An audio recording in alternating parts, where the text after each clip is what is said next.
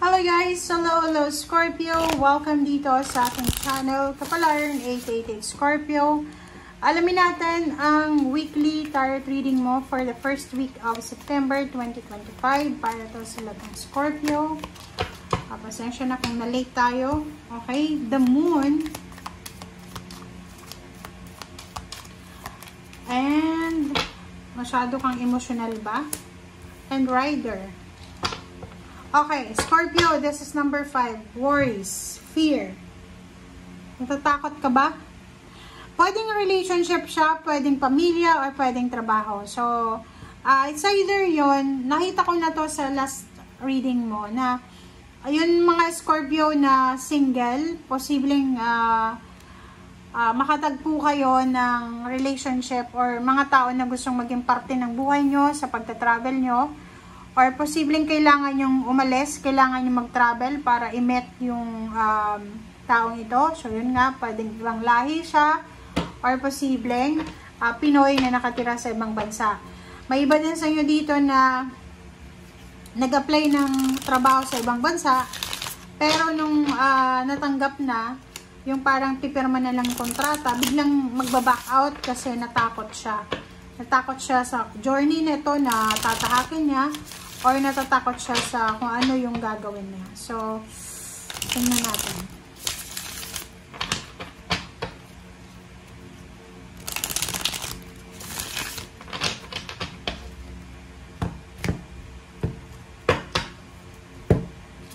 Okay, first card natin is King of Swords.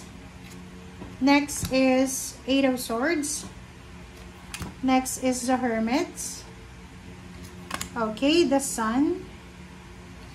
And King of Cups. Nakikita nyo ba guys? I hope na maganda yung alignment niya ha. Hindi ko alam kung maganda ba. Sa ilalim mo dito is Ten of Wands. So, same with the Three of Wands. So, yung matagal mo nang hinihintay, lalo na yung iba na Scorpio na matagal kayong parang anong tawag to? Na bakante. Pwedeng ang tagal mong na unemployed. Ang tagal mong naghintay na maging busy ulit. So, this September, especially for the first week of September, ihanda mo daw yung sarili mo kasi sobrang magiging busy ka sa mga bagay-bagay sa buhay. Okay? King of Swords and the Eight of Swords, sinasabi ng bala sa'yo dito na may iba sa iyo dyan na Scorpio na parang binibigyan na sa'yo. This is Hermit eh. Binibigyan ka na ng pagkakataon ng universe na makaalis sa stagnant na situation. Like dito. Binibigyan ka niya na ng pagkakataon, ng ways, ng paraan. Yung parang feeling mo, diba, prisoner daw, okay? Na hindi ka makagala kung saan-saan man. So, sinasabi ng barahan na to na binibigyan ka ng direksyon, ng pagkakataon ng universe para makaalis dito. Or parang tinuturo sa'yo ng universe kung alin ba yung landas or direksyon na kailangan mong tahakin. But parang feeling mo, hindi ka pa ready. Natatakot ka. Ang Hermit nandito, tsaka the Sun, tsaka King of Cups, sinasabi ng barahan na huwag kang matakot. Okay? Kasi yung takot, illusion lang daw. Okay? Sinasabi ng barahan na just let go ng takot mo. Sundin natin kung ano yung sinasabi ng universe, ng ating Panginoon. Sumunod tayo sa flow ng life, ng energy. Huwag tayong against the flow. Okay? Energy na nga, sinasabi ng Hermit card na to na bibigyan ka ng liwanag, ng direksyon. Lalo doon sa mga Scorpio na nawawala ng direksyon. The Sun, King of Cups, sinasabi ng barahay, handa mo ang sarili mo. Kasi itong sinasabi sa yung direksyon na pupuntahan mo, itong journey na tatahakin mo, ito ay magdadala sa iyo ng sobrang kaligayahan, sobrang selebrasyon, kaligayahan, sobrang saya, okay? And sinasabi ng bara sa iyo dito na posibleng may enjoy mo yung sitwasyon na yan, yung lugar na yan na pupuntahan mo. And sinasabi ng King of Cups na magkakaroon ka ng peace and harmony sa lugar na yan. Okay. Thank you. So, let's check the third deck naman.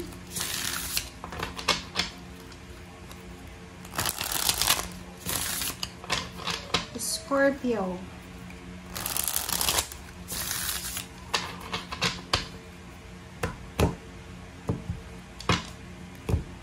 Okay, first card natin is Hangman. Yun na nga eh. Page of Wands. So, yun, ang nakikita ko talaga sa'yo dito, parang ano eh, pinagpipray mo siya, pero nung dumating na, parang ayaw mo nang tumuloy. Hangman, Page of Wands, Six of Coins, Seven of Coins, Queen of Wands. And sa ilalim mo dito, the World card, di ba? Parang sinasabi sa'yo na there's a completion, wholeness, and end of the cycle eh. Di ba? Parang matatapos na yung Eight of Swords mo, matatapos na yung etong pagkakataong ito is, eto yung binibigay sa yung pagkakataon ng universe para makaalis ka na sa stagnant na situation, sa burden na situation, sa overload na situation, matatapos na, makukompleto mo na. It's either contract, it's either, kung ano man siya. But, nakikita mo dito yung Hangman, sinasabi ng barahan na medyo hindi ka sigurado eh. So, yun na nga, kung hindi ka sigurado, just surrender sa kung ano man na hindi ka sigurado. Okay? Page of Wands, kasi sabi ng baraha sa'yo dito na may mga exciting na darating sa buhay mo, love life, new relationship, new friendship, collaboration, new life. Ito. Okay? Page of Wands, ihanda mo ang sarili mo kasi may good news, isang bagong idea, isang napaka-successful na venture ang posibleng papasukin mo. Okay, Six of Coins, sinasabi ng baraha dito na, yun, ang good news dito is possible na may mga tao na tutulong sa'yo, sila yung mga generous na individual, na tutulungan ka nila, lalo na sa mga pangangailangan nyo sa usaping pera.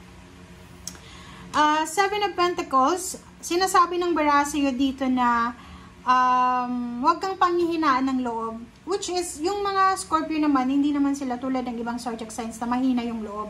Sila ang isa sa pinakamalakas talaga yung loob. Yung parang, hindi sila mahiyain, lalo na sa paghahanap ng trabaho. So, eto sinasabi ng barahan ng Seven of Coins na, magpursige ka eh. Kung talagang gusto mong makuha kung ano man ang success na hinahanap mo sa buhay mo, kailangan maging masipag. Kailangan mong, huwag kang titigil, kumbaga.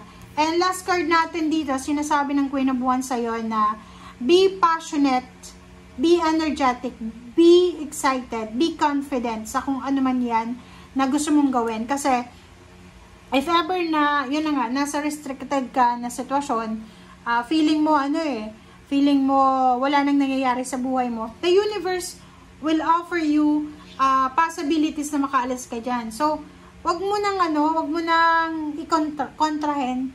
Just follow the journey, follow the flow. Kasi pag kumontra ka dyan, hindi mo alam kung kailan naman ulit darating yung blessings. Hindi mo alam kung kailan babalik yung mga offers na yan sa'yo.